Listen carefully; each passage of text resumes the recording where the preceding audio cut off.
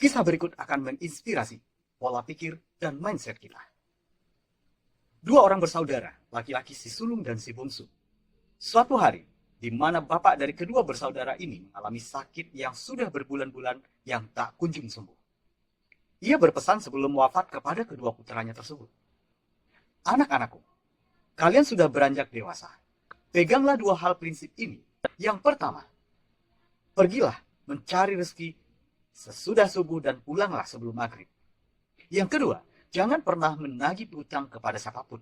Dua pesan prinsip ini selalu diingat dan dipegang oleh kedua putranya ini. Singkat cerita, kedua putranya dewasa sudah dan merantau ke negeri orang. Si sulung mengalami kehidupan yang susah. Setelah semua usahanya yang dia bangun bertahun-tahun itu mengalami kebangkrutan. Sementara berbeda dengan si bungsu, ia mengalami kesuksesan yang luar biasa. Suatu ketika, sang ibu yang datang berkunjung kepada mereka, lalu sang ibu bertanya kepada si sulung, "Wahai sulungku, bagaimana semua ini bisa terjadi?" Sang sulung menjawab kepada ibunya, "Wahai ibu, hal ini terjadi karena pesan prinsip yang diajarkan oleh ayah. Yang pertama, pergi pagi sudah saya lakukan. Bahkan saya pulang bukan sebelum maghrib, sampai larut malam hingga saya sakit-sakitan seperti hari ini. Dan yang kedua pesan ayah itu, saya tidak menagih hutang kepada siapapun yang pernah saya hutangi. Sehingga apa? Banyak mereka yang berhutang, tidak mau membayar, tidak mampu membayar, dan segala macam saya abaikan. Dan akhirnya modal usaha saya pun habis. Inilah yang terjadi, ibu." Begitu si sulung mengalami dan menceritakan bagaimana hal prinsip yang diajarkan ayahnya diterapkannya.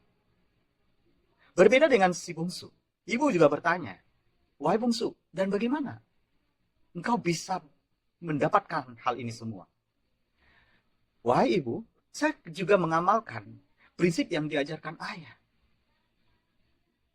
Saya pergi pagi dan saya selalu pulang sore hari sebelum maghrib. Dan yang kedua, yang saya lakukan adalah saya tidak pernah menagih piutang kepada siapapun orang yang memang benar-benar tidak mampu membayar hutang itu. Dan saya ikhlaskan itu sebagai sedekah, ibu. Dan ternyata Allah kasih lebih dengan berlipat ganda hari ini. Rezeki saya, usaha saya semakin luas, semakin besar." Apa makna dari kisah singkat ini, Bapak Ibu? Perbedaan pola pikir dan cara pandang kita menyikapi apa yang kita dapati akan mempengaruhi apa yang akan kita lakukan dan akan mempengaruhi apa yang akan kita terima. Hati-hati dengan pola pikir kita.